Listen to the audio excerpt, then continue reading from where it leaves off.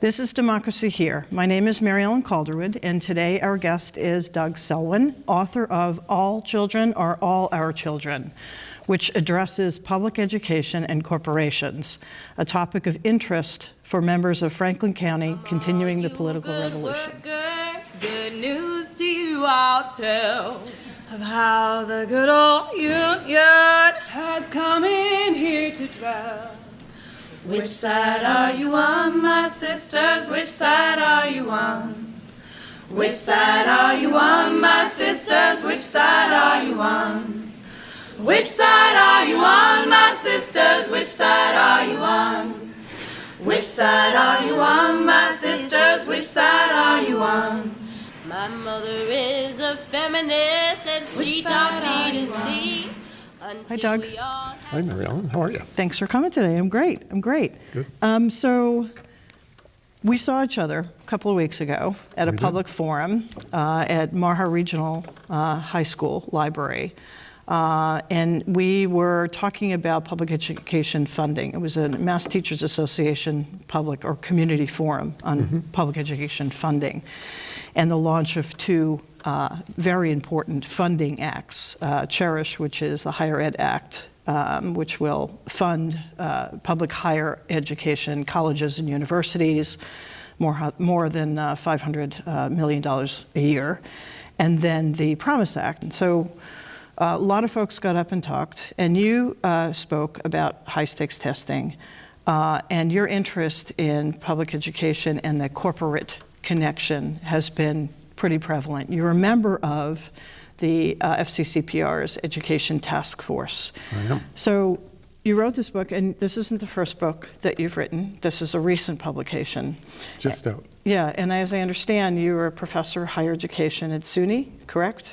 Okay, and then you also were a teacher for pre-K through 12, is that correct? Yeah, so what has become of us in public education? Well, we only have 27 minutes. We have 27 minutes to talk about what became of us in public education. Well, I think I'm more prepared to talk about where we are than how we got here, and then work backwards from that. Okay. When I was teaching in the classroom, in the K-12 classroom, what I noticed with increasing discomfort was that some people were being well served and some people weren't. Some of our students did just fine, and some of our students, particularly those of second language, those with various disabilities, those who learn differently than the straight and narrow sort of white middle class kind of model of here's how we do things, were poorly served, and it particularly related to testing. That came to a height for me in awareness when I was working with a class of almost entirely recent immigrants who were speaking a second and third language. They did great work during the year, got to the tests, which were page after page after page of text without context, and couldn't do it. I mean, they just melted. And it was clear the tests had nothing to do with who they were, had nothing to do with their stories, had nothing to do with what they knew, and was not about them. And when there were complaints or concerns expressed by me, by other teachers, by parents, the administration at the school, at the district, at the state clearly didn't care. It was too bad. They're failures. And that led me to ask the question about the purpose of schools, and if the schools were not serving all of the children, what were they about? Who were they serving? What was the purpose of this? What was the function? And so that launched me in a much broader exploration beyond testing. So testing is certainly a gatekeeper, but it is not the bottom line. It's the surface level of how schools are not serving the kids. And so that led me to ask the question, what would our schools look like if the primary purpose, their primary goal, was the health and well-being of the kids? If that's what they were about, we said, we want this institution to totally serve the health and well-being of the children. What would that look like? And it's a fascinating topic. It was a real struggle to get all of what I found into that book. Of course I didn't, because there's way too much. Right. Because it quickly broadens from looking at what happens in a classroom to look what happens at a school. And then that broadens to what happens in a community. You can't have healthy schools if you don't have healthy communities. And communities are part of a larger picture as well. So it's a very complex topic, but a fascinating one. So when did this story start for you? I mean, when did this fight? I mean, a lot of our fights come from our own personal experiences and our stories. When I say fight, what do we do? What do we spend our time trying to fix? Well, I would say this would be the late 90s when I had the class of, I guess it was the 98, 99, when I had the class of second language and third language learners. And by definition, the absurdity of somebody who can speak 2 or 3 languages being deemed less worthy than somebody who can only speak 1 language seemed pretty absurd. And there was such resistance to what I was doing. I was actually investigated by the state for what I was doing. And they were more interested in shutting me down than actually serving the children. So then I hooked up with a couple of other colleagues, and we actually launched an initiative that would have required anybody running for public office to take the same tests the 10th graders were taking and publish their scores in the voters pamphlet. And people were in an uproar. They said, "You can't do that, it would humiliate them." And we said, "Well, you're saying this is what public education's definition of success looks like, is these tests. Wouldn't you want to know if your people you're voting for are, successful?" And they were not happy with it. Of course, the initiative didn't get on the ballot. We needed 200,000 signatures or something, and we didn't have any money or whatever. But the point was made that they were willing to humiliate the kids, but not the adults, which again said to me, there's something really deeply wrong with this. And so from there, I continued to work against the test, but looked at the broader issues, I think. And the broader issue really is the purpose of public schools, which have been caught in the middle of the ideals of democracy. We want all children to have the tools they need to be effective citizens and all that, which often conflicts with the needs or the requirements of corporate capitalism, which really doesn't want people to be aware, conscious consumers of information. They simply want people who are willing to do what they're told and not question. And so the needs of the state versus the needs of the individual becomes a sort of a crossroads or crosshairs that schools are caught in. And you think part of it is, when we were off camera, we talked a little bit about civics education, and although it was, sort of weekly meeting, not every week, but taught, it wasn't very robust when it was taught. Part of this is possibly, but you tell me, you've done the research, and really silencing the voices of young Americans, so that by the time they get to the voting booth, they're less able to sort of articulate what they want to see changed in government. So, well, I'd say that students are silenced in every way possible, as are teachers. One of the fundamental things that have happened around the high-stakes testing is the loss of local control, because schools are doing everything they can to serve the needs of the testing, which comes from outside of, which takes away many of the decisions they would make as teachers about what to teach and how to teach it. It's all test prep. So what happens when you do that is you take away a teacher's sense of himself or herself as a professional, which makes it a less meaningful experience for them. The same thing happens to the kids. So the kids are denied their language, right? If you try to teach or to talk with your friends in Spanish in the classroom, you get nailed, right? Your culture, you're not allowed to basically express your culture. assimilation, eh? You're lost.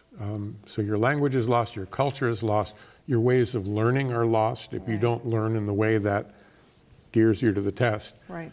If your intelligences are not the intelligences that are measured by tests, they're not valued.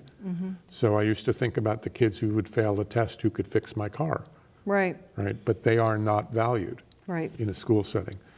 And finally, what it comes down to is it's a public health issue, because kids who are pushed out of schools, who do not do well in schools, are not going to get the kinds of jobs, they're not going to be set up in the kinds of situations that lead to a healthy life.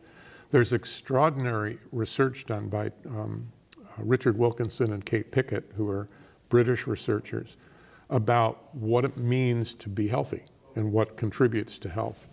And what the largest single determinant is the degree of inequality in a country. The more unequal the country in terms of income, the worse the health from top to bottom.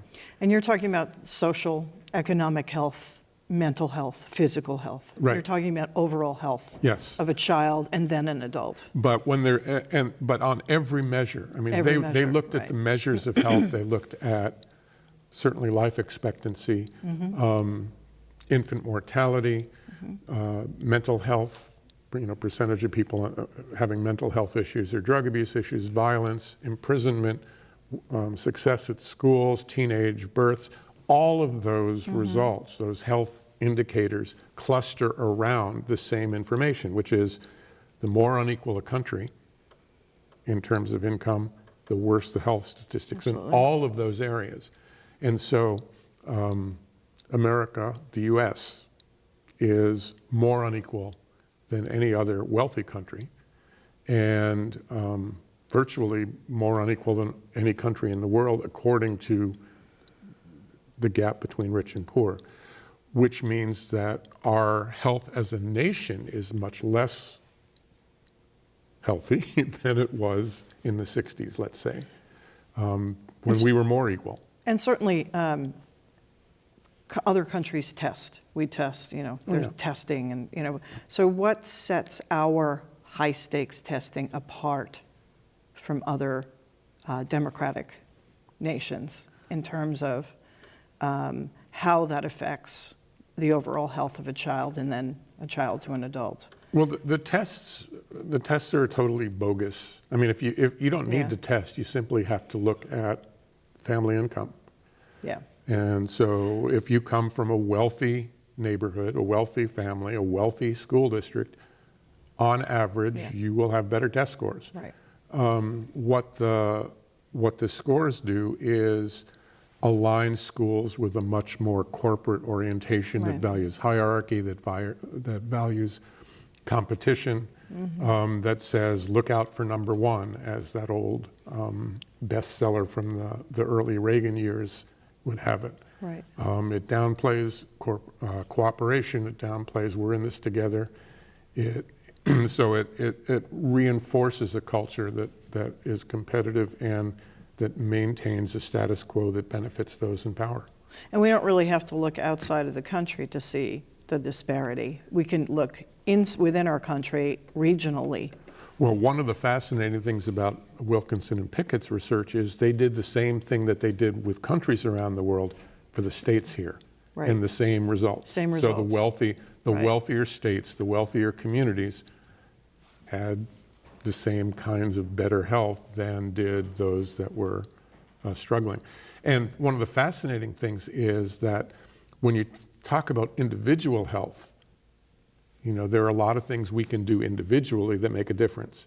But when you're talking about population health, those are very minor factors. Right. So the healthiest country in the world is Japan. And Japan interesting. has the highest percentage of smokers in the world. So you say, wait a minute, you're smoking, you're not healthy. Right. But as a population, much more important is they're a much more equal society than we are. Right. And so the role that the tests play are, in a sense, insignificant in causing things. They cause us to move in the wrong direction when we look at when we talk about how do we fix schools, how do we improve these test scores, that's the wrong question, Right. right? It's how do we better serve the kids? How do we look at what's happening and make it better for everybody? And part of what happened when I was researching this is it caused me to ask a question I really didn't want to ask, which sort of is implied in the title, which is, do we really care about all kids or just our own? And what would it mean if we treated all of our children in a way that says, yeah, you're family too. And we want the best for you, and we want the best, as good for you as I would want for my own child or grandchild. Gotcha. Which is a very different orientation. So I was flipping through your book. The first thing that I saw was chapter 6, right in the middle. And the title is The Purpose of Education. So have we lost our purpose in education? Well, I think there are a lot of assumptions about the purpose of education that are maybe worth challenging. We talk about public schools as the great equalizer, as there are a lot of cliches around how it brings everybody up and more equal. But I think that, yes, schools do serve a purpose in terms of supporting children to get what they need to be successful adults. But they also serve the needs of the status quo, of those in power. That's one of the reasons they keep giving it at least some money. And so Horace Mann, who is credited with being among those who started public schools and championed public education here in Massachusetts, one of the reasons he wanted public schools is to keep the poor from attacking the rich. And so part of what you learn at schools is to do what you're told, to obey authority, to sit in rows, to study what they tell you to study, and really to keep your own questions, your own curiosities at bay. The curriculum, we are taught that the curriculum is neutral, or that if you teach something that isn't in that curriculum you're handed, suddenly you're being biased. But the curriculum that comes out of the state is very measured, is very controlled, and tends to lead people to patriotism, to, again, worshiping authority, to pledging allegiance. Absolutely. Think about Columbus. Okay, well, we've known, we in the white world. Only if you make me, I will. Okay. We in the white world have known better about the Columbus story since the early 1980s. Right. And yet it's still being taught as if what we truly know about Columbus and his impact on the New World, as if we didn't know that. Well, who's served by the very limited, very Eurocentric, think about how textbooks are. We follow the trail of the settlers. Who are the settlers? They're white Europeans who came and essentially invaded this land and stole it, et cetera. That's not neutral. Right? So if you tell that story and you leave out the story of people of color, the people who were here, the people who were brought here in chains, the people who were decimated, you're only telling part of the story and you're painting an inaccurate picture. So you're miseducating, right? And you're doing that so that people will fit into the society that exists. And the society that exists serves those in power.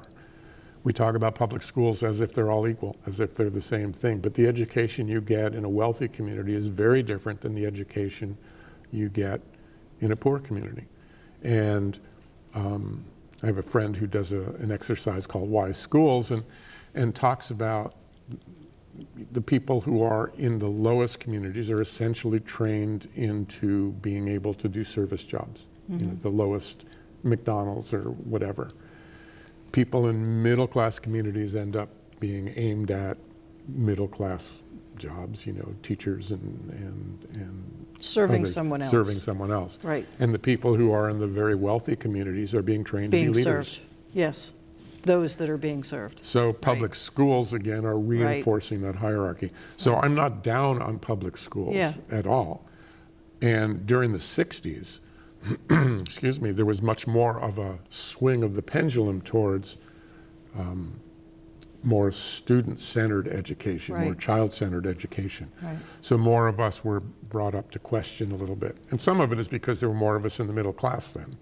Yeah, of course. Right? Yeah. Because the economy was better. We were more equal as a society, so more people had access to more resources. More women had access to more resources and, too. Yeah. And we were still, racist, racist society. We were still, women were still second-class citizens, but they'd raised a little bit. Right.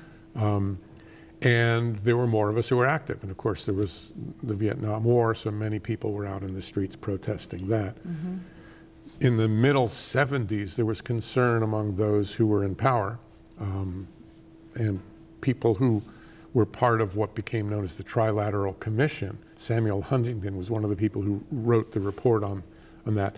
He warned of the excess of democracy that he saw going on around, which is a great term for democracy, is that we have too much of it, and that's a problem. Mm-hmm. And he said that Truman was an effective leader because basically he had a few large corporate presidents who could advise him about what to do, and he'd do it. But now you had all this rabble in the streets. You had kids in the streets, you had women in the streets, you had people of color in the streets rising up. And their role in this properly was to be passive, to sit down, shut up, and do what you're told. And he faulted institutions such as schools and religious institutions for not pacifying the public enough. And that kind of attitude led to Reagan, led to back to basics, led to focusing on looking out for number one and the needs of the corporate society that really controlled things. And profit in public education. Absolutely. Right, and profit. And we're still there. So And that still started in the late 70s and early 80s. I mean, Reagan came in 80, 81.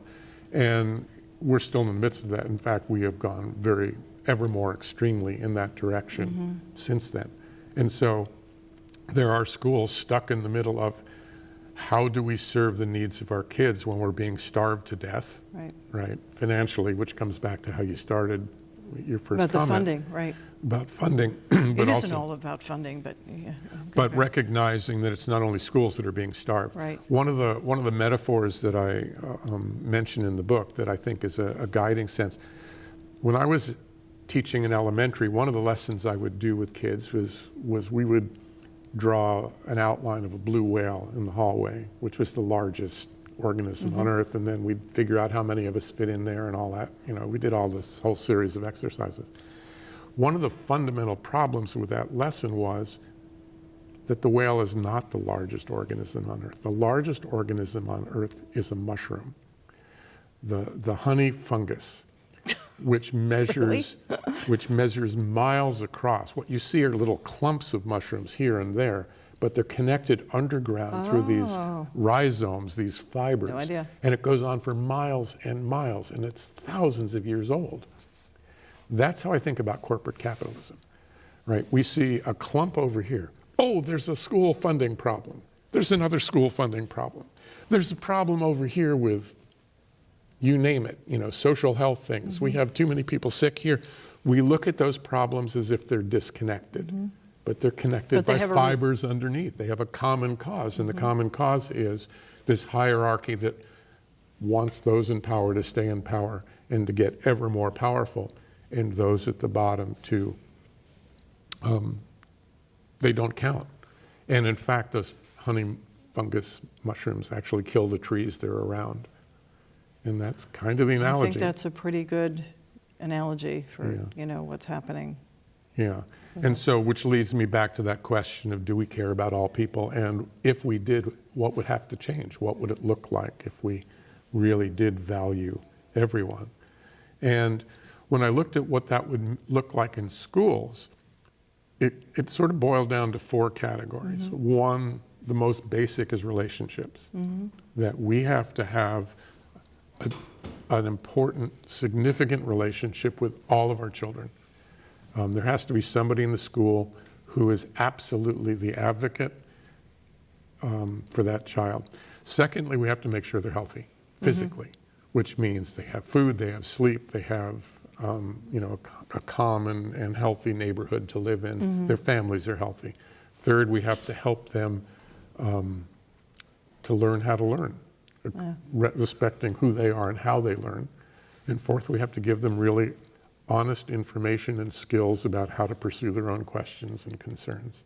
Well, that's, you know, I mean, I think it's a rich, important topic, particularly given the state of our union today. And I don't want to close. We only have a couple of minutes left, or a couple of seconds left. I don't want to close without making mention that you're going to be talking about your book. Is it on at the library, Greenfield Yes. Public Library, February 19th, 6 p.m.? That's right. And that the book, again, All Our Children, is available on Peter Lang's website, right. website and Amazon, but probably Peter Lang, as you said, was probably the best place to get it. So I want to thank you for coming and having this discussion with us. And thank you for watching Democracy Here. My name is Maryelen All Calderwood. you good workers, good news to you I'll tell of how the good old union has come in here to dwell. Which side are you on, my sisters? Which side are you on? Which side are you on, my sisters? Which side are you on? Which side are you on, my sisters? Which side are you on? Which side are you on, my sisters? Which side are you on? My mother is a feminist and she taught me to see until we all have justice, not one of us is free. Which side are you on, my sisters? Which side are you on? Which side are you on, my sisters? Which side are you on? Title VII don't protect me from the pay inequality. I work for the man each day, but the man don't work for me. Which side are you on, my sisters? Which side are you on? Which side are you on, my sisters? Which side are you on? I don't need those corporations sucking on my tit. A little socialism don't scare me one bit. Which side are you on, my sisters? Which side are you on? Which side are you on, my sisters? Which side are you on? Come all you northern liberals, taking Klansmen out to dine. The time has come to choose a side and join the picket line.